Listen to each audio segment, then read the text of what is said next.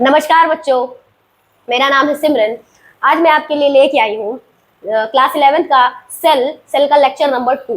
ठीक है, इससे पहले लास्ट लेक्चर एक लेक्चर हो चुका है सेल के ऊपर। ठीक है, जिसमें हम लोगों ने सेल के ऊपर डिस्कशन किया था कि सेल के कितने प्रकार की सेल कितने तरीके की होती हैं, सेल का स्ट्रक्चर कैसे होता है, उसमें क्या क्या चीजें किन किन चीजों से मिलकर सेल बना है, उनके बारे में देखा था हम लोगों ने। ठीक है, आज हम लोग उन्हीं जिन जिन चीजों से मिलकर सेल बनाए उनके एक एक करके डिटेल डिस्कस करेंगे। ठीक है, तो आज हम लोग पढ़ेंगे प्लाज्मा मेम्ब्रेन। सबसे पहले प्लाज्मा मेम्ब्रेन के बारे में पढ़ेंगे, सेल वॉल के बारे में पढ़ेंगे। ठीक है, तो चलिए स्टार्ट करते हैं। मैं हूं सिमरन फ्रॉम द ट्विस्टेड डीएनए, जिस प्लेटफॉर्म पे मिलने वाले हैं आपको बायोलॉजी की ढेर सारी नॉलेज, वो भी इजीएस्ट वे में। तो चलिए स्टार्ट करते हैं। Cell membrane. ठीक है, सेल मेम्ब्रेन। सेल मेम्ब्रेन कैसा है? सेल मेम्ब्रेन क्या है? Cell membrane outermost boundary है। किसकी बाउंड्री है आउटर मोस्ट? एनिमल सेल की। किसकी है? एनिमल सेल की आउटर मोस्ट बाउंड्री है। एनिमल सेल की आउटर मोस्ट बाउंड्री है आपकी क्या? Cell membrane. लेकिन सेकेंड आउटर मोस्ट बाउंड्री किसकी है? ये प्लांट सेल की। ठीक है, तो cell membrane is outermost boundary किसकी? एनिमल सेल की। वहीं पे प्लांट सेल की प्लांट सेल में cell membrane second outermost boundary है। ठीक है, अब हम देखते हैं ये जो एनिमल की ये जो सेल मेम्ब्रेन है, सेल मेम्ब्रेन की स्टडी किस पे की गई थी? ह्यूमन की आरबीसीज पर सेल मेम्ब्रेन की स्टडी की गई थी। ठीक है, किस पे की गई थी? ह्यूमन आरबीसीज पर सेल मेम्ब्रेन की डिटेल स्टडी की गई थी। देखिए, जो सेल मेम्ब्रेन है ना, देखिए सेल मेम्ब्रेन का हमारा डिटेल जो स्ट्रक्चर था ना, वो डिटेल स्ट्रक्चर हमको कब देखने को मिला? जब इलेक्ट्रॉन माइक्रोस्कोप का इन्वेंशन हुआ। ठीक है, जब इलेक्ट्रॉन माइक्रोस्कोप इन्वेंट हुआ, ठीक है, बना, ठीक है, तब जाकर हम सेल मेम्ब्रेन का डिटेल स्ट्रक्चर समझ पाए कि एक्चुअली में सेल मेम्ब्रेन किस तरह से दिखती है और किस तरीके से अरेंज्ड होती है। ठीक है, और ये सेल का जो इलेक्ट्रॉन माइक्रोस्कोप का जो इन्वेंशन हुआ था वो हुआ था 1950 में। कब हुआ था? 1950 में। तो 1950 में जब इलेक्ट्रॉन माइक्रोस्कोप का इन्वेंशन हुआ, तब जाकर हम लोगों ने इवन सेल के डिटेल स्ट्रक्चर को भी तभी हम लोगों ने अच्छे से पढ़ा, और इवन सेल मेम्ब्रेन के स्ट्रक्चर को भी तभी हम लोगों ने डिटेल में पढ़ा। ठीक है, यही हमारा पॉइंट कह रहा है कि detail study of cell membrane was done only after the advent of electron microscope in 1950 में। जब इलेक्ट्रॉन माइक्रोस्कोप इन्वेंट हुआ, बना, तब हम लोगों को सेल मेम्ब्रेन का डिटेल स्ट्रक्चर पता चला कि किस तरह से होता है। ठीक है, अब हम लोग देख लें अगला पॉइंट देखते हैं कि ये कैसा होता है? सेलेक्टिवली परमिएबल होता है। ठीक है, कई बार हम लोगों ने देख लिया कि सेल मेम्ब्रेन सेलेक्टिवली परमिएबल होता है, मींस कि उन्हीं केमिकल को पास करने देगा जिनको हमारे सेल की जरूरत होती है। ठीक है, इस वजह से इसको कहते हैं कि सेलेक्टिवली परमिएबल। दूसरा हम देखते हैं कि इसको हम लोग कहते हैं it is a universal structure. Universal structure means क्या हो गया? देखिए, यूनिवर्सल स्ट्रक्चर मींस ये कह सकते हैं कि ये जितने भी लिविंग सेल्स है ना, उनमें आपको सेल मेम्ब्रेन देखने को ही मिलेगी। कंपलसरी है कि प्रेजेंट होगा ही होगा सेल मेम्ब्रेन। इवन जितने भी मेम्ब्रेन बाउंडेड जितने भी सेल ऑर्गेनल है मेम्ब्रेन बाउंडेड, उनमें भी जो मेम्ब्रेन आपको देखने को मिलती है वो यही सेल मेम्ब्रेन की तरह का ही स्ट्रक्चर होता है। ठीक है, यही स्ट्रक्चर, इसी तरीके का स्ट्रक्चर उसमें आपको प्रेजेंट हो रहता है। इसी वजह से इसको कहते हैं, ये कैसा है? ये यूनिवर्सल स्ट्रक्चर है। कैसा है ये? Universal structure. ठीक है, अब देखिए ये जो सेल मेम्ब्रेन है ना, सेल मेम्ब्रेन आपका तीन चीजों से मिलकर बना है, दैट इज प्रोटीन, लिपिड और कार्बोहाइड्रेट। लिपिड में भी जो लिपिड रहता है वो दो लेयर के फॉर्म में रहता है। किस में रहता है? दो लेयर के फॉर्म में रहता है। ठीक है, मोस्ट इंपॉर्टेंट, प्रोटीन का जो पार्ट है 52% इसमें प्रोटीन का पार्ट होता है, 40% लिपिड होता है, और बाकी बचा हुआ कार्बोहाइड्रेट होता है। ठीक है, बाकी बचा हुआ कार्बोहाइड्रेट होता है। ये तीन चीजों से मिलकर बना होता है। अब देखते हैं, चलिए इसका स्ट्रक्चर देखते हैं कि किस तरीके से ये होता है। ठीक है,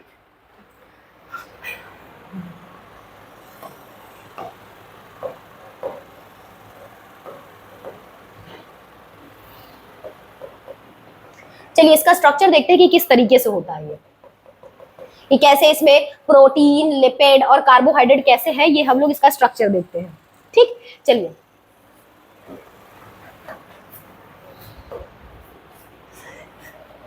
देखिए, इसमें जो लिपिड होती है ना, वो दो लेयर में इस तरीके से अरेंज होती है। ठीक है, इस तरीके से दो लेयर होती है।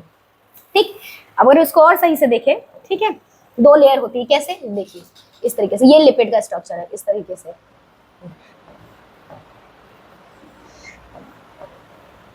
ठीक, ये बाई लेयर होता है लिपिड। एक ऊपर हो गई पतली सी, एक लेयर ऊपर हो गई, एक लेयर नीचे हो गई, ठीक है, एक लेयर ऐसे कंटिन्यू रहेगी और एक लेयर ये, यहीं पे आपको प्रोटीन प्रेजेंट दिखेगा, ठीक है, प्रोटीन दिखेंगे आपको, ठीक।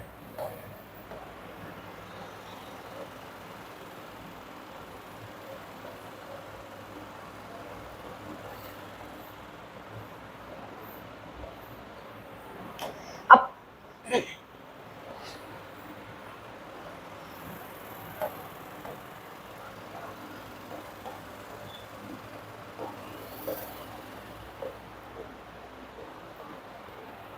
बीच में आपको कहीं कहीं ना कोलेस्ट्रॉल भी देखने को मिलता है, कोलेस्ट्रॉल भी प्रेजेंट रहता है बीच में, ठीक है, कहीं कहीं कोलेस्ट्रॉल भी आपको देखने को मिलेगा, यहाँ पे प्रेजेंट रहता है, ठीक।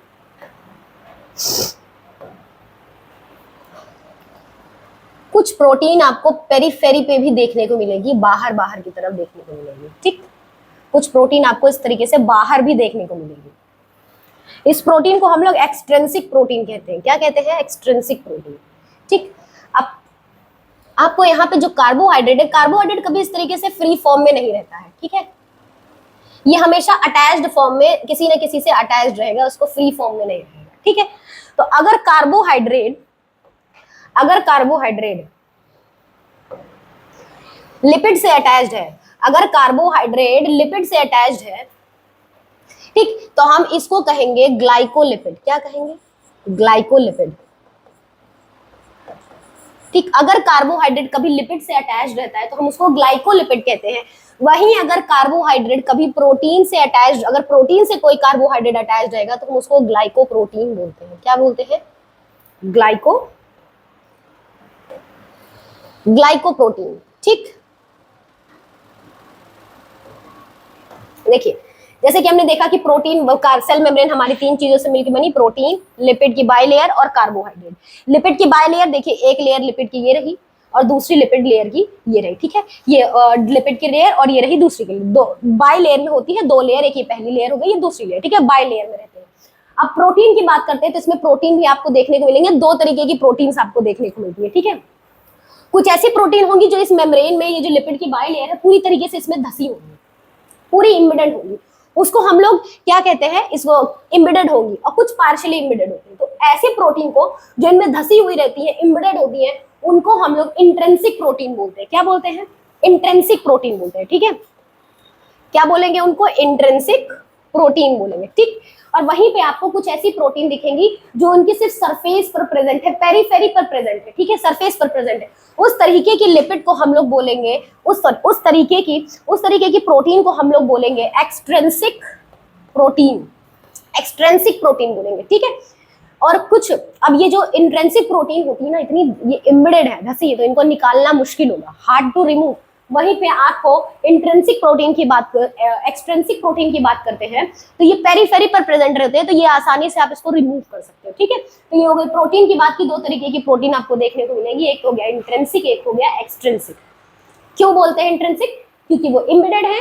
क्यों बोलते हैं एक्सट्रिंसिक? क्योंकि पेरीफेरी पे। याद रखिएगा, एक्सट्रिंसिक मतलब हो गया बाहर की तरफ होगा, और बाहर में भी ये दोनों तरफ होगा। देखिए, जो बाइलेयर है ना, अगर आप सेल को देख रहे हो, सेल का स्ट्रक्चर ऐसे होगा, सेल मेम्ब्रेन ऐसे ही होगा ना, तो ये वाला हिस्सा इसका सेल के अंदर है, तो इसको इंट्रासेलुलर स्पेस, इंट्रासेलुलर फ्लूइड कहते हैं, ठीक है। अब ये जो लिक्विड बाहर होगा उसको हम लोग कहेंगे एक्स्ट्रा सेल्यूलर फ्लूइड, ठीक। तो उस लिक्विड को इंट्रासेलुलर फ्लूइड और एक्स्ट्रा सेल्यूलर फ्लूइड, तो जो ये जो प्रोटीन एक्सट्रिंसिक प्रोटीन होते हैं, ये आपको दोनों तरफ देखने को मिलेंगे, इंट्रासेलुलर फ्लूइड की तरफ भी देखने को मिलेंगे और एक्स्ट्रा सेलुलर फ्लूइड की तरफ भी देखने को मिलेंगे, ठीक है, नो डाउट, अंदर की तरफ भी और बाहर की तरफ भी। और इम्बेडेड प्रोटीन तो आपको पूरे देखने को मिलेंगे। लेकिन अगर हम अगर कार्बोहाइड्रेट की बात करें तो कार्बोहाइड्रेट सिर्फ और सिर्फ आपको एक्स्ट्रा सेलुलर फ्लूइड की तरफ ही दिखने को मिलता है, एक्स्ट्रा सेलुलर फ्लूइड की तरफ ही आपको सिर्फ और सिर्फ कार्बोहाइड्रेट देखने को मिलेगा। तो अगर कार्बोहाइड्रेट यहाँ पे प्रेजेंट है तो मतलब ये भाग इसका कैसा है, ये जो इधर का जो एरिया है ये कैसा है? Extra cellular fluid. यहाँ जो फ्लूइड होगा वो कैसे होंगे? सेल के बाहर है, ये एरिया कैसा हो गया? एक्स्ट्रा सेलुलर फ्लूइड हो गया, ठीक है। तो तीन चीज से मिलके बनी होगी आपकी प्रोटीन, लिपिड, कार्बोहाइड्रेट। ये कुछ इस तरीके से रफली स्ट्रक्चर आप देख लीजिए कि इस तरीके से इसका स्ट्रक्चर होता है, ठीक है। चलिए आगे देखते हैं, नेक्स्ट वही हम प्रोटीन की बात करें, जैसे कि हमने पहले डिस्कस किया था कि दो तरीके की आपको प्रोटीन देखने को मिलेगी। एक तो हो गया आपको इंट्रिंसिक प्रोटीन और एक हो गया आपका एक्सट्रिंसिक प्रोटीन। ठीक है, इंट्रिंसिक प्रोटीन और एक्सट्रिंसिक प्रोटीन। इंट्रिंसिक प्रोटीन भी दो तरीके की होंगी, पूरी तरीके से भी इम्बेडेड हो सकती हैं और कुछ पार्शियली इम्बेडेड होती है। तो अगर पूरी तरीके से इम्बेडेड है तो पार्शियली भी इम्बेडेड हो सकती हैं, आधा भी, पूरी, और टोटली भी इम्बेडेड हो सकती है, टोटली ब्यूरेड भी हो सकती है। और वो इंट्रिंसिक प्रोटीन को निकालना मुश्किल होगा, हार्ड टू रिमूव भाई, क्योंकि वो प्रॉपरली क्या है, इम्बेडेड है, धसी हुई है। ठीक है, तो इसीलिए इनको निकालना मुश्किल होगा, इनको निकालना, इनको रिमूव करना मुश्किल होगा। वहीं हम एक्सट्रिंसिक प्रोटीन की बात करें तो ये सुपरफिशियली प्लेस्ड होते हैं। ठीक है, सुपरफिशियली प्लेस्ड होते हैं, मतलब बाहर बाहर की ही तरफ रहेंगे, पूरे धसे हुए नहीं रहेंगे, ये सरफेस पर ही देखने को मिलेंगे। इसीलिए इनको निकालना आसान होता है, इजी टू रिमूव। ठीक है, आसानी से आप निकाल सकते हैं। ठीक है, ये तो प्रोटीन की बात हो गई जिसको हमने डिस्कस किया और उसका देखा भी कि किस तरीके से प्रेजेंट होते हैं। वही हम नेक्स्ट लिपिड की बात कर लेते हैं। लिपिड की, लिपिड में भी आपको सेल मेम्ब्रेन में, लिपिड में भी आपको फॉस्फोलिपिड टाइप ऑफ लिपिड आपको देखने को मिलता है। इसको फॉस्फोलिपिड क्यों बोलते हैं? क्योंकि इनमें जो लिपिड्स होते हैं ना, सेल मेम्ब्रेन में जो लिपिड्स पाए जाते हैं ना, उनमें फॉस्फेट ग्रुप रहता है, फॉस्फेट ग्रुप प्रेजेंट रहता है। इसीलिए हम बोलते हैं कि जो सेल मेम्ब्रेन की जो लिपिड्स है वो फॉस्फोलिपिड से मिलकर बनी होती है। ठीक है, क्योंकि इनमें फॉस्फेट ग्रुप प्रेजेंट होता है। तो फॉस्फोलिपिड में ये जो फॉस्फो वर्ड है, phospho word is what, phosphate group को बता रहा है आपको। किसको बता रहा है? फॉस्फेट ग्रुप को, फॉस्फेट ग्रुप। ठीक है, फॉस्फेट ग्रुप, इसीलिए यहाँ पे फॉस्फेट वर्ड। और ये जो लिपिड वर्ड है, ये जो लिपिड वर्ड है, ये लिपिड वर्ड देखिए, ये जो लिपिड है, लिपिड एक्चुअली में ना, देखिए लिपिड एक ऐसा स्ट्रक्चर है कि जिसको बनाने के लिए मिनिमम दो डिफरेंट मॉलिक्यूल की जरूरत पड़ती है। दो अलग तरीके के मॉलिक्यूल कम से कम चाहिए ही चाहिए लिपिड को बनाने के लिए। वो कौन कौन से होंगे दो अलग तरीके के मॉलिक्यूल? वो आपका एक होगा फैटी एसिड, एक होता है आपका ग्लिसरॉल। ठीक, ग्लिसरॉल, ये दो तरीके के डिफरेंट मॉलिक्यूल्स की जरूरत पड़ती है लिपिड को बनाने के लिए। अब इसमें लिपिड में आपका ग्लिसरॉल होता है, इसी वजह से हम कहते हैं कि ये किस तरीके का लिपिड होता है, फॉस्फोग्लिसराइड टाइप ऑफ लिपिड आपको देखने को मिलेगी सेल मेम्ब्रेन में। मतलब फॉस्फेट ग्रुप होगा और ग्लिसराइड भी, ग्लिसरॉल है, इसी वजह से इसको बोलते हैं कि फॉस्फोग्लिसराइड टाइप ऑफ लिपिड आपको देखने को मिलेगी सेल मेम्ब्रेन में। ठीक है, अब हम देखते हैं ये जो इसका स्ट्रक्चर की एक्चुअली में लिपिड जो होता है, एक लिपिड को देखते हैं कि किस तरह लिपिड का स्ट्रक्चर होता है। तो लिपिड जो है ना, ये देखिए, ये इसका हेड पार्ट है। ठीक, ये कैसा पार्ट है? इसका हेड पार्ट है। हेड पार्ट आपका ग्लिसरॉल से मिलकर बना होता है। किससे मिलकर बना होता है? ग्लिसरॉल से। ठीक, ये जो टेल पार्ट है, यहाँ पे दो टेल आपको देखने को मिलेगी। ठीक है, ये जो टेल पार्ट है ये आपका मिलके फैटी एसिड से मिलके बना होता है। दो फैटी एसिड रहते हैं। ठीक है, दो फैटी एसिड दो टेल बनाते हैं इनकी, और यहाँ पे ये इनका ग्लिसरॉल पार्ट है। ठीक, अब ये जो ग्लिसरॉल पार्ट होता है, हेड पार्ट होता है, ये इनका पोलर होता है, पोलर है, पोलर कंपाउंड से मिलके बना होता है। ठीक है, और ये जो होता है ये नीचे नॉन पोलर होता है। ठीक है, नॉन पोलर मॉलिक्यूल कंपाउंड से मिलके बना होता है। ठीक है, देखिए कैसे पोलर नॉन पोलर क्या होता है। देखिए ऐसा मॉलिक्यूल, ठीक, जो पोलैरिटी शो करे उसको हम पोलर कहेंगे, ऐसा मॉलिक्यूल जो पोलैरिटी नहीं शो करता उसको नॉन पोलर कहेंगे। ठीक है, तो अब पोलैरिटी क्या होता है? देखिए कुछ मॉलिक्यूल्स ऐसे होते हैं, जैसे फॉर एग्जांपल आप ले लीजिए HCl। ठीक है, क्लोरीन को भाई अपने आप को स्टेबल करने के लिए एक इलेक्ट्रॉन चाहिए, 17 इलेक्ट्रॉनिक एटॉमिक नंबर होता है इसका एक होता है। इसको अपने को स्टेबल बनाने के लिए एक इलेक्ट्रॉन की जरूरत पड़ेगी, और हाइड्रोजन को भी अपने आप को स्टेबल बनाने के लिए एक इलेक्ट्रॉन चाहिए। ठीक है, तो ये दोनों क्या करेंगे? इलेक्ट्रॉन को शेयर करेंगे, है ना? क्या करेंगे? इलेक्ट्रॉन की शेयरिंग करेंगे। हाइड्रोजन कहेगा भाई हम अपना एक इलेक्ट्रॉन यहाँ तुमको, हम अपना एक इलेक्ट्रॉन शेयर करते हैं। वही क्लोरीन कहेगा कि ठीक है, मैं भी अपना एक इलेक्ट्रॉन शेयर करता हूँ, ये लोग एक इलेक्ट्रॉन को शेयर करके अपने आप को स्टेबल बना लेंगे और एक मॉलिक्यूल बना लेंगे। ठीक है, HCl। लेकिन अब देखिए इसमें होता क्या है कि ये जो क्लोरीन है ना, क्लोरीन के पास ज्यादा पावर होती है इलेक्ट्रॉन्स को अपनी तरफ खींचने की, क्योंकि इसके पास इलेक्ट्रॉन ज्यादा है, इनके न्यूक्लियस के पास ज्यादा पावर होती है। क्यों होती है? क्योंकि इनके न्यूक्लियस में प्रोटॉन ज्यादा होते हैं, इसीलिए इनके न्यूक्लियस के पास पावर ज्यादा होती है इलेक्ट्रॉन को अपनी तरफ खींचने की। तो ये क्या करते हैं? देखो शेयरिंग जो होती है ना वो बराबर होती है। अगर कोई कह रहा है, जैसे आपको कुछ सामान मंगाना है, ठीक है, आपने कहा खाने का मन है भाई बहन से, आपने कहा भाई चलो पैसे मिलाते हैं कुछ मंगाते हैं, वहीं अगर आपका कोई 100 रुपए का सामान है तो आपने कहा चलो 50-50 मिलाते हैं शेयरिंग पे, लेकिन आपकी बहन ने कहा नहीं चलो ठीक है शेयरिंग करते हैं, वो आपको 10 रुपए दे रही है और कह रही है कि तुम 90 मिला दो, मैं 10 मिला दूं और सामान आ जाता है खाने के लिए मस्त। ये क्या शेयरिंग होगी? इसको तो शेयरिंग कहेंगे नहीं। शेयरिंग मीन्स वहां पे वर्ड आता है कि इक्वल शेयरिंग होती है, ठीक, बराबर शेयरिंग। तो इनमें भी जो शेयरिंग इक्वल होनी चाहिए, मतलब कि बराबर, कुछ बराबर डिस्टेंस पे हाइड्रोजन इलेक्ट्रॉन को देगा, बराबर डिस्टेंस पे क्लोरीन देगा, और वहीं से प्रॉपर डिस्टेंस पे रोटेट सर्कुलेट करके अपने आप को स्टेबल बनाएंगे। लेकिन ये क्या होता है कि क्लोरीन के पास जो होता है वो पावर ज्यादा होती है, ठीक, पावर ज्यादा होती है, तो ये क्या करता है, इलेक्ट्रॉन्स को जो होता है अपनी तरफ खींच लेता है और अपना डिस्टेंस कम कर लेता है, ठीक। ये जो दोनों पेयर इलेक्ट्रॉन शेयर हो रहे थे, ये क्या करते थे, ये क्या करेंगे, क्लोरीन की तरफ ज्यादा खसक जाएंगे, ठीक, क्लोरीन का डिस्टेंस कम हो जाएगा और हाइड्रोजन को लंबा डिस्टेंस कवर करना पड़ेगा, ठीक है। तो इस वजह से इसके ऊपर पार्शियल पॉजिटिव चार्ज आता है और इसके ऊपर पार्शियल नेगेटिव चार्ज आता है, ठीक है, नेगेटिव चार्ज, पार्शियल पॉजिटिव और पार्शियल नेगेटिव चार्ज। और ये वही पार्शियल पॉजिटिव और नेगेटिव चार्ज अगर इनके पास कोई और कंपाउंड आएगा आयनिक, तो ये उनकी तरफ अट्रैक्शन शो करेंगे, मूवमेंट शो करेंगे ना, तो इसी मूवमेंट को हम पोलैरिटी कह रहे हैं। क्या कह रहे हैं? पोलैरिटी। ये पोलैरिटी शो कर रहा है। ये पोलैरिटी कब शो होने को मिल रही है? जब इनके पास पार्शियल पॉजिटिव और नेगेटिव चार्ज देखने को मिल रहा है। अब ये कब देखने को मिल रहा है? जब इनके बीच में जो ये पावर है, फोर्स ऑफ अट्रैक्शन, न्यूक्लियस का पावर है, न्यूक्लियस के पावर कम और ज्यादा होने की वजह से ही ये पोलैरिटी शो कर रहा है, ठीक। तो ऐसा कंपाउंड जिनमें, ऐसा मॉलिक्यूल, ऐसा कंपाउंड जिनमें न्यूक्लियस की पावर में अंतर होगा, वो पार्शियल पॉजिटिव नेगेटिव चार्ज को क्रिएट करेंगे और वो पोलैरिटी शो करेंगे। वहीं कुछ ऐसे मॉलिक्यूल्स भी होते हैं जो नॉन पोलर होते हैं। नॉन पोलर मतलब पोलैरिटी शो नहीं करेंगे। जैसे आप ऑक्सीजन को ले लीजिए, O2। अगर हम ऑक्सीजन की बात कर लेते हैं, O2 को देख लीजिए, ये क्या कर रहा है, ये भी एक इलेक्ट्रॉन, ये क्या करेंगे, ऑक्सीजन में आखिरी में 6 इलेक्ट्रॉन होते हैं, ठीक है, 2-2 इलेक्ट्रॉन की शेयरिंग होगी, ये दोनों लोग अपना प्रॉपर यहाँ पे शेयरिंग करेंगे, लेकिन इन लोगों का इक्वल डिस्टेंस होगा, डिस्टेंस इक्वल होगा, दोनों के न्यूक्लियस के पास फोर्स भी इक्वल है, इसी वजह से कोई partial positive negative charge develop ही नहीं होता और पोलैरिटी ही नहीं होगी शो, ठीक है, इसीलिए इनको कहते हैं नॉन पोलर। तो उसी तरीके से ये जो लिपिड्स है, लिपिड का जो हेड पार्ट होता है ग्लिसरॉल से मिलकर बना होता है, और टेल पार्ट फैटी एसिड से मिलकर बना होता है, और हेड पार्ट पोलर है। इसका मतलब ये क्या है, पोलैरिटी शो कर रहा है।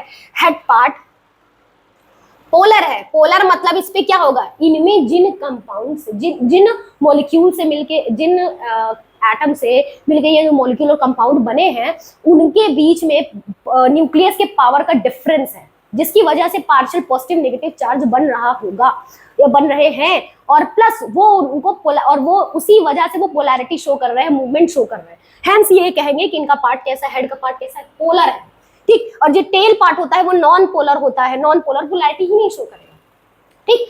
अब ये जो पोलर मॉलिक्यूल्स होते हैं, जो पोलर होते हैं, वो पोलर मॉलिक्यूल्स कैसे होते हैं, हाइड्रोफिलिक होते हैं। हाइड्रोफिलिक मींस ये hydro word is related to water, ठीक है, वाटर। फिलिक मींस यहाँ पे हो गया लविंग, ठीक है। तो ये जो पोलर कंपाउंड जो होते हैं वो वाटर लविंग होते हैं, ठीक है, वाटर लविंग होते हैं, उनको वाटर से बहुत प्यार होता है, ठीक। लेकिन ये जो टेल पार्ट होता है वो हाइड्रोफोबिक होता है। हाइड्रो मींस वही सेम आपका हो जाएगा वाटर, और फोबिक मींस हो गया आपका फियर, डर। इनको पानी से डर लगता है, ठीक है, पानी से डर लगता है टेल वाले पार्ट को। नॉन पोलर कंपाउंड जितने भी होते हैं वो हाइड्रोफोबिक होते हैं। तो टेल नॉन पोलर है, इसी वजह से ये कैसा है, हाइड्रोफोबिक है, और हेड जो पार्ट है वो पोलर है, इसलिए वो हाइड्रोफिलिक है। इस वजह से देखिए, सेल में जो फ्लूइड होता है ना, सेल में फ्लूइड है, इट मींस पानी होगा ही होगा, ऑफ कोर्स भाई पानी होगा, चाहे एक्स्ट्रा सेल्यूलर फ्लूइड हो चाहे इंट्रासेल्यूलर। तो भाई सेल में अगर पानी है, तो भाई पानी में भी अगर लिपिड को देखा जाए तो लिपिड वाला का जो हेड का पार्ट है वो वाटर लविंग है, लेकिन टेल का फोबिक है। इसी वजह से इस लिपिड का जो अरेंजमेंट होता है वो इस तरीके से होता है कि हेड का पार्ट बाहर रहेगा और टेल का पार्ट अंदर रहेगा, बाई लेयर में। इसीलिए ये 2 लेयर में भी देखने को मिलते हैं। सिंगल लेयर रीजन यही है कि सिंगल लेयर में आपको नहीं देखने को मिलेंगी, हमेशा 2 लेयर में ही रहेंगी। क्यों? क्योंकि एक सिंगल लेयर रहेगी तो भाई ये तो हाइड्रोफोबिक है, कैसे रहेगा, नहीं रह पाएगा, ठीक है। तो इस वजह से ये बाई लेयर में रहते हैं। ऊपर की साइड पे हेड पार्ट इनका रहता है और अंदर की साइड पे इनका टेल पार्ट रहता है। बाई लेयर में रहते हैं और ऊपर की साइड इनका हेड होता है, नीचे की साइड टेल होता है। तो टेल पार्ट बेचारे टेल पार्ट वाटर को फेस ही नहीं करेगा, बच जाएगा, और हेड पार्ट वाटर को फेस करेगा क्योंकि वो हाइड्रोफिलिक होता है। ठीक, ये बात समझ में आ गई आपको। अब नेक्स्ट हम लोग देखते हैं कि ये जो टेल पार्ट है ये सैचुरेटेड हाइड्रोकार्बन से मिलकर बना होता है। एक्चुअली में देखिए, जो फैटी एसिड है ना, फैटी एसिड एक हाइड्रोकार्बन कंपाउंड है, मतलब कि कार्बन और हाइड्रोजन से मिला हुआ कंपाउंड है। ठीक, इन दोनों से मिला हुआ एक कंपाउंड है। ठीक, तो इसमें अगर हाइड्रोकार्बन है, एक हाइड्रोकार्बन है कौन, फैटी एसिड। ठीक, तो अगर फैटी एसिड हाइड्रोकार्बन जो होते हैं वो 3 तरीके के आपको देखने को मिलेंगे, 2 तरीके के, सैचुरेटेड और अनसैचुरेटेड। सैचुरेटेड हम उनको कहेंगे जिनमें सिंगल बॉन्ड होगा, सब में जिनमें सिंगल बॉन्ड होगा उनको हम सैचुरेटेड हाइड्रोकार्बन बोलते हैं। और ऐसे हाइड्रोकार्बन, ऐसे कार्बन और हाइड्रोजन का स्ट्रक्चर जिसमें डबल बॉन्ड या ट्रिपल बॉन्ड भी आपको देखने को मिले, उसमें वो उस तरीके के कंपाउंड को आप अनसैचुरेटेड हाइड्रोकार्बन बोलेंगे। तो ये सैचुरेटेड हाइड्रोकार्बन होते हैं, फैटी एसिड के ये जो टेल पार्ट है वो सैचुरेटेड हाइड्रोकार्बन है। मींस इनमें जो हाइड्रोजन और कार्बन से मिलकर बना हुआ मॉलिक्यूल है उन सब में सिंगल बॉन्ड होगा, डबल बॉन्ड आपको देखने को नहीं मिलेगा। ठीक है, सैचुरेटेड हाइड्रोकार्बन होते हैं। ठीक, नेक्स्ट हम लोग देखते हैं कि इनके नोट पॉइंट देखते हैं कि in addition to the phospholipid तो होता ही होता है साथ इनमें। ठीक है, मेम्ब्रेन आल्सो कंटेन कोलेस्ट्रॉल। ठीक है, जो मेम्ब्रेन होती है इनमें आपको कोलेस्ट्रॉल भी देखने को मिलता है। ठीक है, कोलेस्ट्रॉल पता है, कोलेस्ट्रॉल मेम्ब्रेन स्टेबलाइजर की तरह काम करता है। कैसे, मेम्ब्रेन स्टेबलाइजर, मेम्ब्रेन को स्टेबल रखने का काम करता है। ठीक है, चलिए इसको भी आगे देखेंगे। ठीक, नेक्स्ट आगे देखते हैं। नेक्स्ट हम लोग स्ट्रक्चर देख लेते हैं प्लाज्मा मेम्ब्रेन का, जिसको हम लोग पहले भी डिस्कस किया है, थोड़ा सा और देख लेते हैं। देखिए, ये जो प्लाज्मा मेम्ब्रेन है ना, प्लाज्मा मेम्ब्रेन के स्ट्रक्चर को एक्सप्लेन करने के लिए कई साइंटिस्ट आए, कई मॉडल लेके आए, कई तरीके के मॉडल्स आए, अलग अलग तरीके के मॉडल आए, अलग अलग तरीके के साइंटिस्ट आए, अलग अलग तरीके के मॉडल लेके आए और स्ट्रक्चर को एक्सप्लेन करने की कोशिश की सेल मेम्ब्रेन की। लेकिन उन सब में से भी सबसे ज्यादा मोस्ट एक्सेप्टेड मॉडल रहा हमारा सिंगर और निकोलसन का। ठीक है, 1972 में ये 2 साइंटिस्ट आए, सिंगर और निकोलसन, उन लोगों ने एक मॉडल दिया जिसका नाम था फ्लूइड मोज़ेक मॉडल। क्या नाम था, fluid mosaic model. Fluid mosaic model, एक मॉडल लेके आए जिसका नाम फ्लूइड मोज़ेक मॉडल था। उस मॉडल में इन्होंने बताया इस मॉडल में इन्होंने कुछ ऐसा एक्सप्लेन किया कि जो प्लाज्मा मेम्ब्रेन है, प्लाज्मा मेम्ब्रेन को कंपेयर किया सी से, समुद्र से। ठीक है, प्लाज्मा मेम्ब्रेन में जो लिपिड है, लिपिड को कंपेयर किया कि जैसे कह रहे हैं कि जैसे समुद्र को उन्होंने कंपेयर किया लिपिड से, और लिपिड की जो बाय लेयर में जो प्रोटीन प्रेजेंट होते हैं उसको उन्होंने कंपेयर किया वही आइसबर्ग से। ठीक है, जो समुद्र में आपको आइसबर्ग देखने को मिलते हैं कि बर्फ का टुकड़ा, ठीक है, ऊपर छोटा आपको दिखेगा कि अरे ये तो बहुत ही छोटा है, क्या ही करेगा, नीचे इसका कितना डीप रहता है देखने को मिलता है ना समुद्र में आइसबर्ग्स देखने। कुछ उस तरीके से इन्होंने क्या कहा कि लिपिड जो है, लिपिड कुछ उस समुद्र की तरह है और उसमें प्रोटीन है वो आइसबर्ग की तरह है। ऐसे इस मॉडल में इन्होंने इस तरीके से सेल मेम्ब्रेन के स्ट्रक्चर को एक्सप्लेन किया। ठीक है, और इन्होंने क्या कहा कि इन्होंने एक लाइन क्या कही कि proteins are arranged in phospholipid. Phospholipid में जो फॉस्फोलिपिड की जो लेयर में प्रोटीन अरेंज है वो मोज़ेक पैटर्न में अरेंज है। मोज़ेक पैटर्न कैसा, वही कि समुद्र में आइसबर्ग की तरह। ठीक है, लिपिड हो गया समुद्र और प्रोटीन हो गया आपका आइसबर्ग। ठीक, कुछ इस तरीके का स्ट्रक्चर फ्लूइड मोज़ेक मॉडल में लेके आए और उन्होंने एक्सप्लेन किया। क्या, प्रोटीन हमारे यहाँ पे हो गया लिपिड, क्योंकि हम पहले भी देख चुके हैं लिपिड। यहाँ पे आप प्रोटीन देखेंगे, टोटली इम्बेडेड प्रोटीन। ठीक है, देखो टनल की तरह, ये देखिए ये प्रोटीन है ना, ये प्रोटीन टनल की तरह स्ट्रक्चर बना रहा है ना, टनल की तरह प्रॉपर। ये 2 प्रोटीन मिलके बीच में एक गैप बना रहे हैं ना, ठीक है, टनल की तरह स्ट्रक्चर बना रहे हैं ना, इसी वजह से इस प्रोटीन को हम लोग टनल प्रोटीन भी कहते हैं। इस तरीके की इंट्रिंसिक प्रोटीन को हम टनल प्रोटीन भी कहते हैं। ठीक, अब यहीं पे देखिए ये जो प्रोटीन है ये पार्शियली इम्बेडेड है, इंटीग्रल प्रोटीन है, ये भी इम्बेडेड है, लेकिन ये इंट्रिंसिक प्रोटीन है, ये पार्शियली इम्बेडेड है, इसको इंटीग्रल प्रोटीन बोलते हैं। ठीक, ये आपका कैसे होगा, ये पेरिफेरल प्रोटीन है, मतलब पेरिफेरी पे प्रेजेंट है, इसलिए ये पेरिफेरल प्रोटीन बोलते हैं इसको, क्योंकि सिर्फ सरफेस पे प्रेजेंट है, इम्बेडेड नहीं है। ठीक है, वहीं पे देखिए यहाँ पे कुछ कोलेस्ट्रॉल भी इसमें कोलेस्ट्रॉल स्ट्रक्चर भी आपको देखने को मिलेगा। ठीक है, बाय लिपिड की सेल मेम्ब्रेन में। ठीक, उसके बाद आप देखिए इसमें आपको मैंने कार्बोहाइड्रेट के बारे में बताया था कि कार्बोहाइड्रेट भी रहता है इसमें, और कार्बोहाइड्रेट हमेशा एक्स्ट्रा सेलुलर फ्लूइड के साइड रहता है। प्लस कार्बोहाइड्रेट कभी फ्री नहीं रहता है, हमेशा किसी न किसी चीज से अटैच रहता है। तो अगर इसमें दो ही चीज है, एक प्रोटीन है एक लिपिड है, तो अगर प्रोटीन से अटैच्ड है तो वो ग्लाइकोप्रोटीन होगा, और अगर लिपिड से अटैच्ड है तो ग्लाइकोलिपिड कहेंगे हम उसको, ठीक है। और ये दोनों सिर्फ और सिर्फ बाहर रहते हैं, ओनली आउटसाइड, सिर्फ और सिर्फ बाहर आपको देखने को मिलेंगे। ये हो गया हमारा फॉस्फोलिपिड बाइलेयर, दो लेयर हो गई फॉस्फोलिपिड की दो लेयर। और ये पूरा स्ट्रक्चर हो गया कि कैसे प्रोटीन और कार्बोहाइड्रेट इस पूरे प्लाज्मा मेम्ब्रेन में सिचुएटेड है, ठीक। नेक्स्ट अब हम लोग चलते हैं, इसका देखते हैं कि कैसे इसका ट्रांसपोर्ट पढ़ते हैं।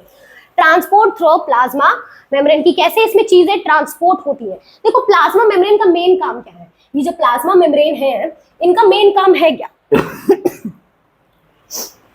इनका मेन काम क्या है, प्लाज्मा मेम्ब्रेन का मेन काम क्या है, ट्रांसपोर्ट करना, किसको, मॉलिक्यूल्स को अक्रॉस इट, मॉलिक्यूल्स को एक तरफ से दूसरी तरफ ट्रांसपोर्ट करने का काम प्लाज्मा मेम्ब्रेन का होता है। इनका मेन फंक्शन यही है, चीजों को ट्रांसपोर्ट करने का एक तरफ से दूसरी तरफ, मॉलिक्यूल्स को, ठीक है।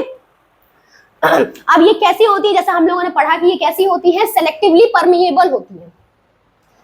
सेलेक्टिवली परमिएबल होती है मींस ये सिर्फ उन्हीं को अंदर आने देंगी, उन्हीं मॉलिक्यूल्स को अंदर आने देंगी जिनको सेल परमिशन देता है, ठीक है। सेलेक्टिवली परमिएबल होती है, सारे मॉलिक्यूल्स को अंदर आने नहीं देंगी, कुछ ही मॉलिक्यूल्स को, सब मॉलिक्यूल्स, कुछ ही मॉलिक्यूल्स को अंदर आने देंगी जो कि बाहर की तरफ प्रेजेंट होते हैं, ठीक है। अब हम लोग बात कर लेते हैं इनमें जो ये ट्रांसपोर्ट होता है ना, कि चीजें कैसे ट्रांसपोर्ट हो रही है। ये ट्रांसपोर्ट तीन तरीके का होता है, ठीक है। तीन तरीके का आपको ट्रांसपोर्ट इसमें देखने को मिलेगा। एक तो हो गया डिफ्यूजन, एक हो गया डिफ्यूजन, एक हो गया फैसिलिटेटेड डिफ्यूजन, ठीक है। ट्रांसपोर्ट फैसिलिटेटेड ट्रांसपोर्ट या फैसिलिटेटेड डिफ्यूजन बोल सकते हैं, और एक होता है एक्टिव ट्रांसपोर्ट, ठीक है, ठीक है, एक्टिव ट्रांसपोर्ट। तीन तरीके के आपको ट्रांसपोर्ट देखने को मिलेंगे, ठीक है। चलिए देखते हैं, सबसे पहले हम लोग डिफ्यूजन की बात करते हैं। डिफ्यूजन में क्या होता है, डिफ्यूजन में जो मॉलिक्यूल्स मूव करते हैं वो हाई कंसंट्रेशन से लो कंसंट्रेशन मूव करते हैं, मतलब along the concentration gradient move करते हैं, ठीक है। हाई से लो की तरफ मूव करेंगे, और हाई से लो की तरफ मूव कर रहे हैं कोई, और इसमें किसी भी एनर्जी की जरूरत पड़ती ही नहीं है, ठीक है। क्या करें, क्या है, no need of energy, energy की जरूरत ही नहीं पड़ेगी कि मॉलिक्यूल्स को ट्रांसफर करने की। क्यों, क्योंकि भाई ये along the concentration gradient move कर रहे हैं, मतलब हाई से लो मूव कर रहे हैं, तो इनको जरूरत ही नहीं है किसी को मूव करने की, ठीक है। जैसे आप एग्जांपल ले लीजिए, जैसे आप समझिए कि मान लीजिए एक किशमिश है, आपने उसको पानी में रखा, ठीक है, तो उसमें क्या होगा कि उस किशमिश का जो सेल है उसके अंदर पानी का कंसंट्रेशन कम है ना, और बाहर जो है सॉल्यूशन उसमें पानी का कंसंट्रेशन ज्यादा है, तो पानी from high to low move करेगा, है ना। पानी कहाँ से मूव करेगा, हाई टू लो मूव करेगा, along the concentration gradient, endosmosis होगा, अंदर की तरफ मूव करेगा, राइट। तो उसमें और कोई, उसमें हाई से लो मूव कर रहा है, क्या उसमें किसी एनर्जी की जरूरत पड़ रही है, नहीं ना, किसी एनर्जी की जरूरत नहीं पड़ रही ना। इसीलिए इस तरह के ट्रांसपोर्ट को हम लोग पैसिव ट्रांसपोर्ट कहते हैं। सिंपल एकदम बात कि पैसिव ट्रांसपोर्ट ऐसे ट्रांसपोर्ट होते हैं जिसमें मॉलिक्यूल का अलोंग द कंसंट्रेशन ग्रेडियंट होते हैं, मतलब कंसंट्रेशन ग्रेडियंट की तरफ ही इनका मूवमेंट होता है, हाई टू लो होता है, और किसी एनर्जी की जरूरत ही नहीं पड़ती है। इसमें जो सॉल्यूट्स मूव करते हैं ना वो न्यूट्रल होते हैं, नॉन पोलर होंगे मींस मतलब कोई पॉजिटिव नेगेटिव चार्ज होगा नहीं, कोई भी इनको देखो डायरेक्शन सिंपल सा है, नॉन पोलर होंगे ना, कोई पार्शियल पॉजिटिव या नेगेटिव चार्ज तो होगा नहीं, तो कोई एक इनको खींचने वाला नहीं हो कि इधर खींचेगा या इधर खींचेगा, न्यूट्रल है, एकदम न्यूट्रल है, मस्त आराम से हाई से लो की तरफ मूव कर रहे हैं बिना किसी एनर्जी के, ठीक है। इस तरह के ट्रांसपोर्ट को हम लोग पैसिव ट्रांसपोर्ट बोलते हैं। क्या बोलते हैं, पैसिव ट्रांसपोर्ट बोलते हैं। लेकिन वहीं अगर वाटर मॉलिक्यूल अगर डिफ्यूजन के थ्रू ट्रांसपोर्ट हो रहा है फ्रॉम हाई से लो थ्रू सेमी परमिएबल मेम्ब्रेन, याद रखिए मैं फिर से क्या बोल रही हूँ कि अगर वाटर डिफ्यूजन की मदद से हाई कंसंट्रेशन से लो कंसंट्रेशन में ट्रांसफर हो रहा है वाटर के molecule through semi permeable membrane, तो उस प्रोसेस, उस प्रोसेस को हम लोग कहेंगे क्या, ऑस्मोसिस। ऑस्मोसिस वो प्रोसेस है जिसमें वाटर हाई से लो कंसंट्रेशन में मूव करता है थ्रू सेमी परमिएबल मेम्ब्रेन, उस तरीके के ट्रांसपोर्ट को हम ऑस्मोसिस कहेंगे। तो वाटर किसके थ्रू ट्रांसपोर्ट होगा, ऑस्मोसिस के थ्रू होगा, और ऑस्मोसिस भी हाई से लो ही हो रहा है, इसीलिए ये भी पैसिव ट्रांसपोर्ट में ही आएगा, इसमें भी किसी एनर्जी की जरूरत नहीं पड़ेगी, ठीक है। किसी एनर्जी की जरूरत नहीं पड़ेगी। अब हम अगला ट्रांसपोर्ट देखते हैं, फैसिलिटेटेड डिफ्यूजन। क्या फैसिलिटेटेड डिफ्यूजन में क्या होता है? अब देखो फैसिलिटेटेड डिफ्यूजन में क्या होता है, इनमें भी कोई एनर्जी की जरूरत नहीं पड़ेगी। इनमें भी जो मॉलिक्यूल्स मूव करेंगे टुवर्ड्स द कंसंट्रेशन ग्रेडियंट ही होगा, अलोंग द कंसंट्रेशन ग्रेडियंट ही होगा, मतलब हाई से लो ही मूव करेंगे, कोई दिक्कत की बात नहीं है। लेकिन यहाँ पे जो मॉलिक्यूल्स होते हैं ना, वो कैसे होते हैं? पोलर होते हैं, ठीक, पोलर होते हैं, पोलैरिटी शो करते हैं ये। तो इनको मूव करने के लिए ना एक कैरियर प्रोटीन की जरूरत पड़ती है, ठीक है। किसी प्रोटीन के माध्यम से ये मॉलिक्यूल हाई से लो में ट्रांसफर होते हैं, ठीक है। इसी वजह से इसको फैसिलिटेटेड डिफ्यूजन बोलते हैं। भले ही इसमें एनर्जी नहीं लगती है, बिल्कुल नो डाउट इनमें एनर्जी नहीं लगती है, हाई से लो ही मूव करते हैं, अलोंग द कंसंट्रेशन ग्रेडियंट ही है, लेकिन इनके मॉलिक्यूल्स कैसे हैं? पोलर है, पोलर है। इसी वजह से इनमें पोलर मॉलिक्यूल होने की वजह से इनको किसी प्रोटीन की सहारे की जरूरत पड़ती है, एक इधर से इधर आने में, एक्स्ट्रा सेलुलर से इंट्रासेलुलर आने में प्रोटीन की सहारे की जरूरत पड़ती है, ठीक है। इसी वजह से इसको हम लोग कहते हैं फैसिलिटेटेड डिफ्यूजन, ठीक है, फैसिलिटेटेड डिफ्यूजन। नेक्स्ट हम लोग देखते हैं एक्टिव ट्रांसपोर्ट। एक्टिव ट्रांसपोर्ट किसको कहते हैं? एक्टिव ट्रांसपोर्ट में जो मूवमेंट होता है अगेंस्ट द कंसंट्रेशन ग्रेडियंट होता है, very very IMP, against the concentration gradient. Against the concentration gradient means क्या हो गया कि ये क्या करेगा? हाई से लो मूव करेगा। कैसे मूव करेगा? सॉरी, लो से हाई मूव करेगा, मतलब कंसंट्रेशन ग्रेडियंट लो से हाई मूव करेगा, ठीक। जैसे फॉर एग्जांपल आप देख लीजिए, ले लेते हैं कि मान लीजिए हमारी सेल है, ठीक है, सेल में ऑलरेडी ग्लूकोज फुल टू भरा हुआ है, अब एकदम ग्लूकोज की मात्रा हाई है, लेकिन आपको भूख लगी, आपने खाना खाया, ठीक है, खाना खाया, सेल के अंदर ऑलरेडी ग्लूकोज है, लेकिन फिर भी अब वो खाने को वेस्ट तो जाने नहीं देगा, फिर भी वो ग्लूकोज को एब्जॉर्ब करेगा ही ना। अब वो लो कंसंट्रेशन से हाई कंसंट्रेशन में एब्जॉर्ब कर रहा है ना। अब लो से हाई अगर किसी चीज को अगर ट्रांसपोर्ट करना है तो वहां लगती है क्या? एनर्जी। क्या लगती है? वहां पर हमको एनर्जी की जरूरत पड़ती है, ठीक है। जैसे अगर आप और एकदम इजी वे में समझे ना, हटाकर, तो अगर देख लीजिए, जैसे कि अगर आपको क्या कहते हैं, पानी को अगर आप नीचे से ऊपर ट्रांसपोर्ट करते हो, छत पर लगाते हो कि आपके टंकी भरनी है भाई, अपना पानी भरना है, क्या करते हो? मोटर लगाते हो। मोटर क्या करता है? मोटर क्या करता है? मोटर उनको क्या करता है? एनर्जी प्रोवाइड करता है, ठीक है, करंट के थ्रू इनको एनर्जी प्रोवाइड करता है, करंट के थ्रू, यही करता है ना मोटर। लो से हाई अगर पहुंचाना है तो हमें एनर्जी की जरूरत पड़ती है। हम ऐसे नॉर्मल ऐसे पाइप लगा देंगे और पानी में डाल देंगे तो पानी नहीं जाएगा ना, एनर्जी की जरूरत पड़ेगी। वो एनर्जी कौन देता है? मोटर। मोटर से हमें एनर्जी मिलती है। उसी तरह से अगर हमें कभी भी सेल के अंदर भी अगर हमें लो कंसंट्रेशन से हाई कंसंट्रेशन में किसी चीज को मूव कराना है, जैसे अगर कंसंट्रेशन बाहर ग्लूकोज का कम है और अंदर सेल के अंदर ज्यादा है, लेकिन फिर भी हमको ग्लूकोज सेल के अंदर चाहिए, तो हमें वहां पर एनर्जी चाहिए ताकि हम उस ग्लूकोज को सेल के अंदर ला सके। और ऐसा ट्रांसपोर्ट जहां पर किसी मॉलिक्यूल को लो से हाई ले आया जा रहा है विद एनर्जी, की एनर्जी की जरूरत पड़े किसी मॉलिक्यूल को बाहर से अंदर लाने में, तो उस तरह के ट्रांसपोर्ट को हम एक्टिव ट्रांसपोर्ट कहते हैं। क्या कहते हैं? एक्टिव ट्रांसपोर्ट कहते हैं। एक्टिव ट्रांसपोर्ट में आपको एनर्जी की जरूरत भी पड़ेगी और प्लस ये अगेंस्ट द कंसंट्रेशन ग्रेडियंट लगेगी, एनर्जी की जरूरत पड़ेगी, ठीक है, मॉलिक्यूल्स को ट्रांसफर करने के लिए, और प्लस ये अगेंस्ट कंसंट्रेशन ग्रेडियंट होगा, मतलब लो टू हाई मूव करेगा। यहाँ पे कुछ ऐसे आयंस मॉलिक्यूल्स हैं, ठीक है, कुछ आयंस मॉलिक्यूल्स को भाई सेल मेम्ब्रेन के अंदर भेजने के लिए एनर्जी की जरूरत पड़ेगी, एज वेल एज प्रोटीन की मदद पड़ेगी कि उनको कैरी करके एक एक्स्ट्रा सेलुलर से इंट्रासेलुलर फ्लूइड की तरफ लेके जाए, और प्लस एनर्जी की भी जरूरत पड़ेगी, ठीक है। इस वजह से इस तरह के ट्रांसपोर्ट को हम लोग क्या कहते हैं? एक्टिव ट्रांसपोर्ट कहते हैं। देखिए ये ओवरऑल स्ट्रक्चर हम लोग देखते हैं। सिंपल डिफ्यूजन, देखिए सिंपल डिफ्यूजन में किसी प्रोटीन की कोई जरूरत नहीं पड़ेगी इनको पास करने के लिए, ठीक है। ये मस्त आराम से नॉन पोलर मॉलिक्यूल्स है, यहाँ हाई कंसंट्रेशन से लो कंसंट्रेशन मूव किए, सिंपल डिफ्यूजन। ये भी एक तरीके का कैसा ट्रांसपोर्ट है? ये भी पैसिव ट्रांसपोर्ट है, पैसिव ट्रांसपोर्ट, इसमें एनर्जी की जरूरत नहीं पड़ेगी, ठीक है। ये भी कैसा ट्रांसपोर्ट है? पैसिव ट्रांसपोर्ट है, ठीक है। No need to energy, no need of energy to transport the molecules from extracellular fluid towards the intracellular fluid की तरफ ट्रांसफर करने के लिए किसी भी एनर्जी की जरूरत नहीं पड़ेगी, ठीक। वहीं पे कुछ मॉलिक्यूल्स ऐसे हैं जिनको भाई एनर्जी जिनको ट्रांसफर करने के लिए प्रोटीन की जरूरत पड़ती है, ठीक है। प्रोटीन की देखिए, जैसे कि यहाँ पे दो प्रोटीन है, टनल की तरह स्ट्रक्चर बना रहे हैं, ठीक है, एक गैप बना रहे हैं बीच में, टनल गैप बना रहे हैं, टनल की तरह स्ट्रक्चर, इसको हम लोग टनल प्रोटीन बोलते हैं, और प्लस इसको चैनल प्रोटीन भी बोल सकते हैं, चैनल प्रोटीन, ये प्रोटीन की मदद से ये मॉलिक्यूल ट्रांसफर हो रहा है, ठीक है, ट्रांसफर हो रहा है ECF से ICF में, एक्स्ट्रा सेलुलर फ्लूइड से इंट्रासेलुलर फ्लूइड में ट्रांसफर हो रहा है चैनल की मदद से, प्रोटीन की मदद से।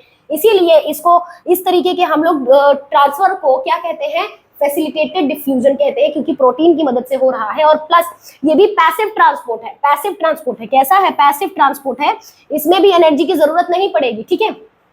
अब यहाँ पर कैरियर प्रोटीन की मदद से उस मॉलिक्यूल को ट्रांसफर, देखिए प्रोटीन लग रहा है, यहाँ पे दो प्रोटीन के बीच में गैप है, उसके थ्रू ट्रांसफर हो रहा है ये, लेकिन यहाँ पे प्रॉपर प्रोटीन खुद इस मॉलिक्यूल को कैरी करके ट्रांसफर कर रहा है, इसीलिए ये कैरियर मीडिएटेड डिफ्यूजन बोला जा रहा है इसे।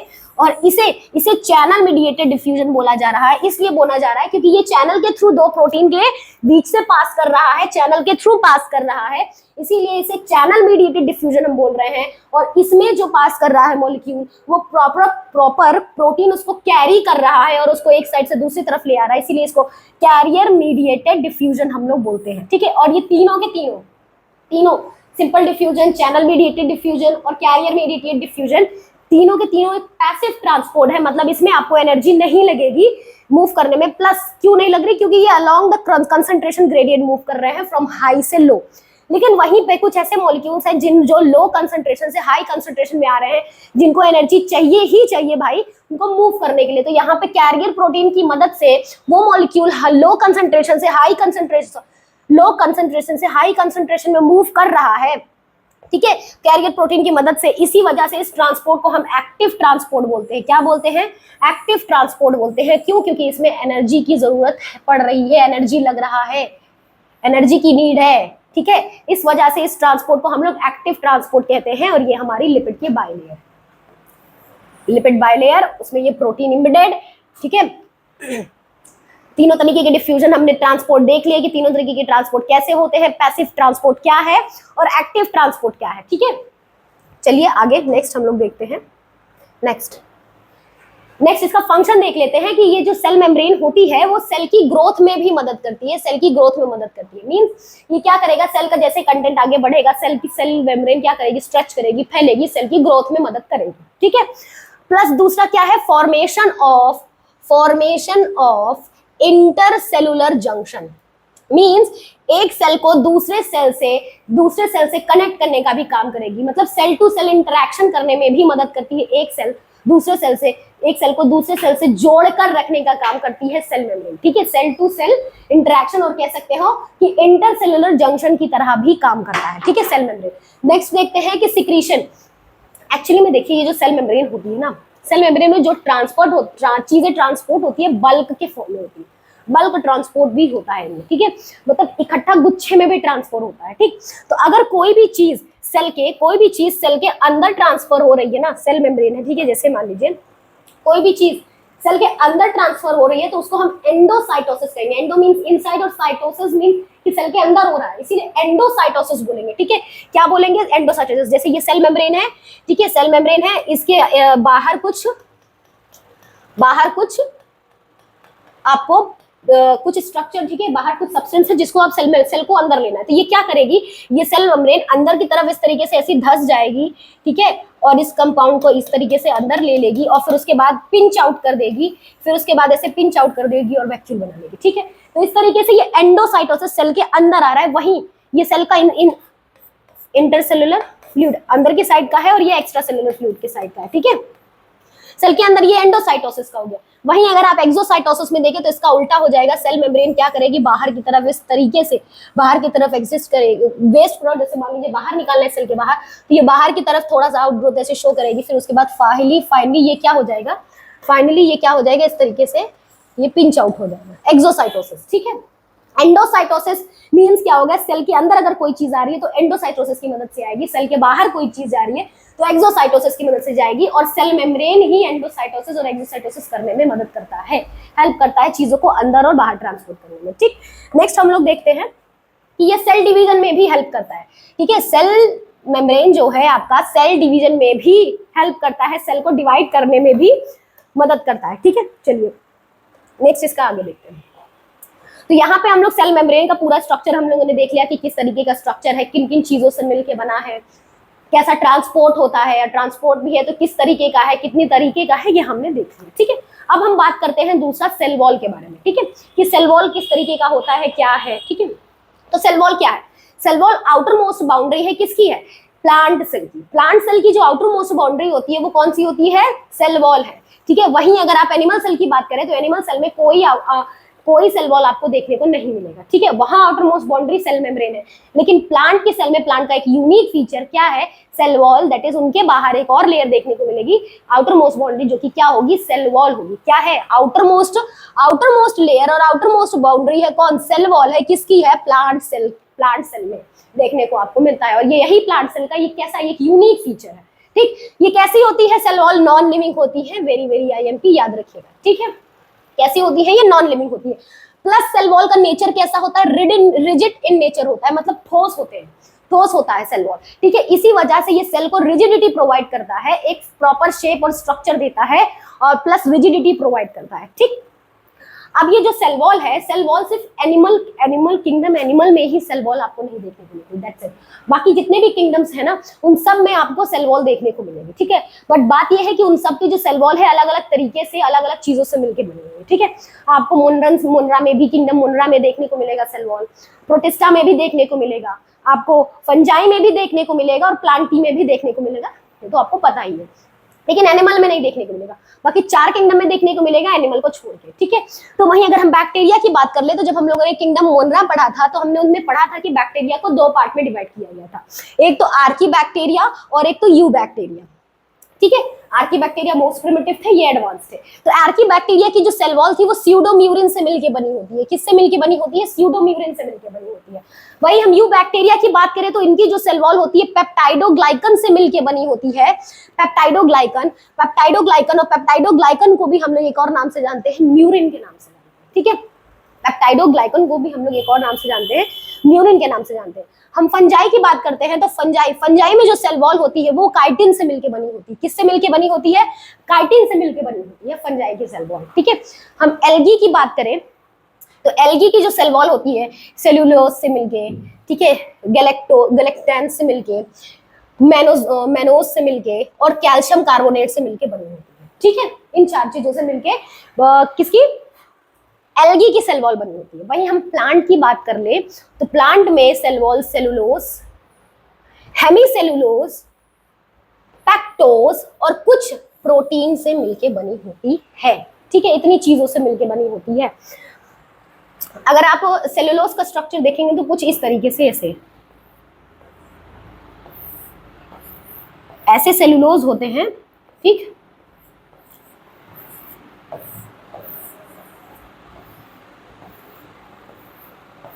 ठीक, और उसमें इस तरीके से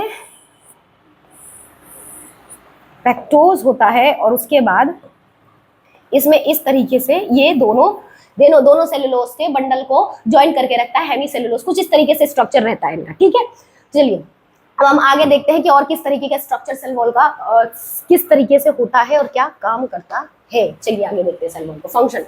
ये क्या करेगा भाई? रिजिड तो होता ही है, इसी वजह से इसको क्या प्रोवाइड करेगा एक प्रॉपर शेप, जैसा कि हमने पहले भी देखा। प्रॉपर शेप और प्रॉपर स्ट्रक्चर सेल को प्रोवाइड करता है कौन? Cell wall. Proper shape and structure to the cell, provide proper shape and structure to the cell. किसको? सेल को प्रॉपर शेप और स्ट्रक्चर प्रोवाइड करेगा कौन? Cell wall. ठीक है, अब दूसरी बात ये भी, जैसे प्लांट की सेल, एनिमल की सेल में आउटर मोस्ट मेम्ब्रेन जो थी, बाउंड्री जो थी वो सेल मेम्ब्रेन की थी, और सेल मेम्ब्रेन ही एक सेल को दूसरे सेल से कनेक्ट करने का काम करता था। लेकिन प्लांट में आउटर मोस्ट बाउंड्री कौन सी है? सेल वॉल है। तो सेल वॉल एक सेल को दूसरे सेल से कनेक्ट करने का काम प्लांट में क्या कौन करेगा? Cell wall. तो ये क्या करेगा? Help in intercellular interaction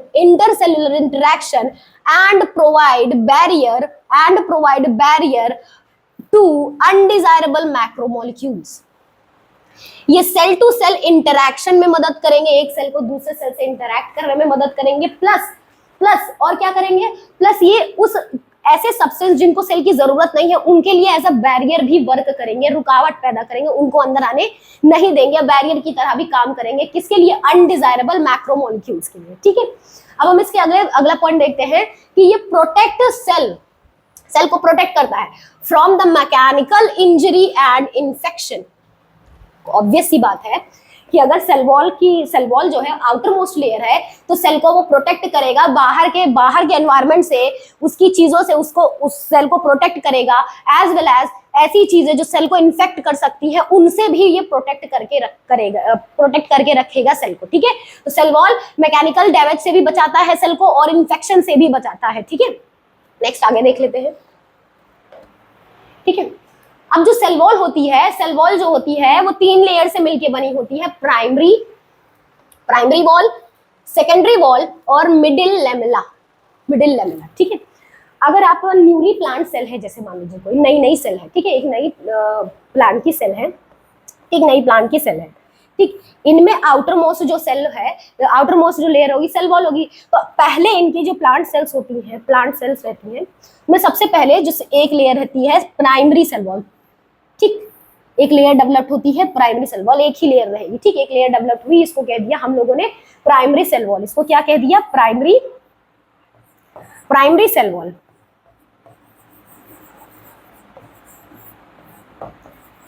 primary cell wall कह दिया। ठीक, अब जैसे जैसे सेल मैच्योर होने लगती हैं, ये जो प्राइमरी सेल वॉल है ये भी क्या होने लगता है? बड़ा होने लगता है, मैच्योर होने लगता है।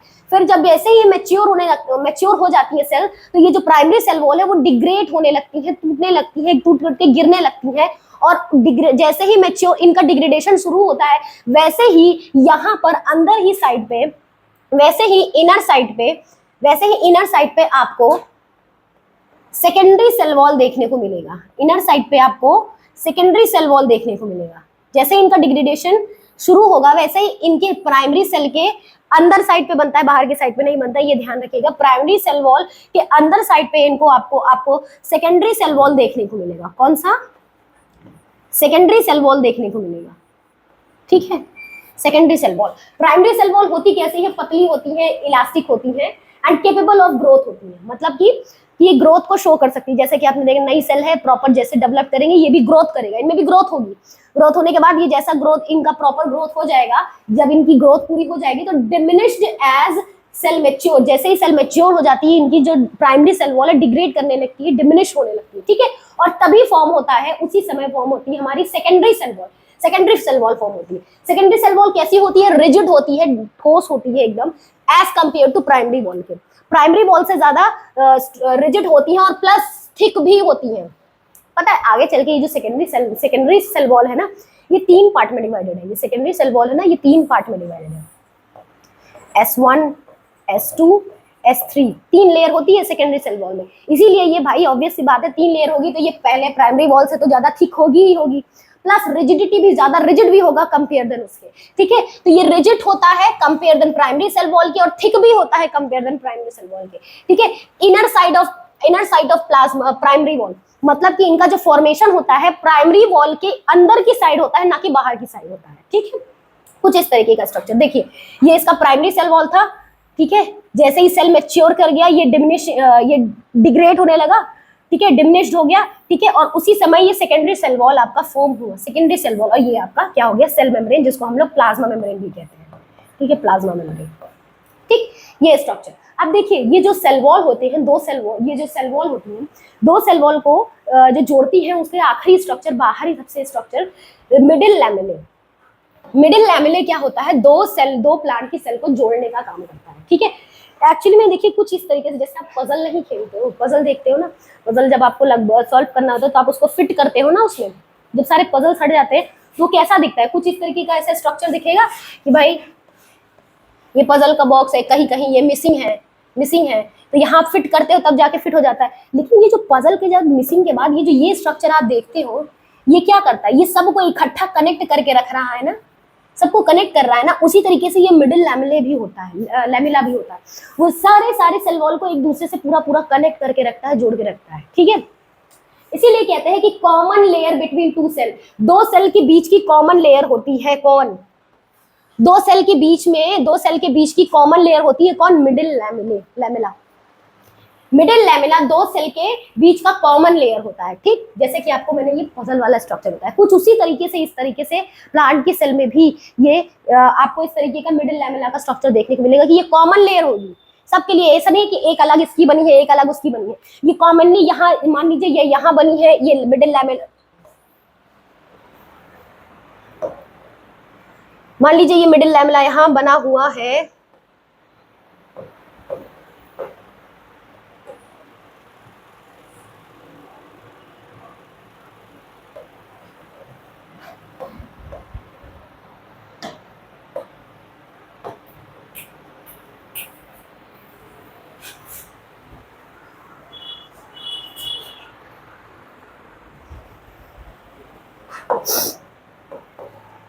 ठीक। मान लीजिए ये जो मिडिल लैमेला बना हुआ है, ठीक, जैसे ये मिडिल लैमेला है, ठीक है, ये मिडिल लैमेला इसके पास है, ऐसे है ऐसे है, तो ऐसा नहीं होगा कि अब यहीं से ये अलग है और यहाँ अलग से बनेगा, ये यहीं से आगे इसी से आगे ऐसे कंटिन्यूटी मेंटेन रखेगा, ऐसे कंटिन्यूटी मेंटेन रखेगा, फिर आगे चल के वही कंटिन्यूटी दूसरे सेल से मेंटेन रखेगा, फिर ये तो मतलब ये ब्रेक नहीं हो रहा है कहीं, एक ही लैम में वही पूरा कंटिन्यू रहेगा, तो वो किस तरीके से वर्क करेगा भाई, सारे सेल को कनेक्ट करके ही तो रखेगा, दो सेल को कनेक्ट करके, दो सेल को क्या सारे सेल को कनेक्ट करके रख रहा है, ठीक है, अगर हम सही कनेक्ट बोले तो, ठीक है। और ये किससे मिलके बना होता है, वो कैल्शियम पैक्टेट से मिलके बना होता है, किससे मिलके बना होता है, कैल्शियम पैक्टेट से मिलके बना होता है, ठीक। अब ये जो सेल वॉल प्लांट की जो सेल्स होती है ना, उनमें आपको एक और स्ट्रक्चर देखने को मिलता है, प्लाज्मोडेस्माटा, प्लाज्मोडेस्माटा। अब देखिए प्लाज्मोडेस्माटा क्या होता है, प्लाज्मोडेस्माटा एक स्ट्रक्चर होता है जो कि एक सेल के साइटोप्लाज्म को दूसरे सेल के साइटोप्लाज्म से कनेक्ट करके रखता है, ठीक है। जैसे फॉर एग्जांपल ये एक सेल हो गई, ठीक, एक सेल हो गई, ये सेल, ये दूसरी सेल हो गई, ठीक, इस सेल को दूसरी सेल से कनेक्ट करने का काम, इस सेल को दूसरी सेल से, इस सेल को दूसरी सेल से कनेक्ट करता है, एक स्ट्रक्चर होता है, ठीक है, एक ट्यूब लाइक स्ट्रक्चर होता है जो एक सेल को दूसरी सेल से कनेक्ट करता है, ठीक है, एक सेल को दूसरी सेल से कनेक्ट कर रहा है, एक स्ट्रक्चर है, ठीक, जो एक सेल को दूसरी सेल से कनेक्ट कर रहा है, इसी स्ट्रक्चर, इसी ट्यूब लाइक स्ट्रक्चर को हम लोग कहते हैं प्लाज्मोडेस्माटा। ये इसके साइटोप्लाज्मिक कंटेंट को, इसके साइटोप्लाज्म, एक सेल के साइटोप्लाज्म को दूसरे सेल के साइटोप्लाज्म से कनेक्ट कर रहा है ये ट्यूब लाइक स्ट्रक्चर, और इस ट्यूब लाइक स्ट्रक्चर को ही हम लोग कहते हैं प्लाज्मोडेस्माटा।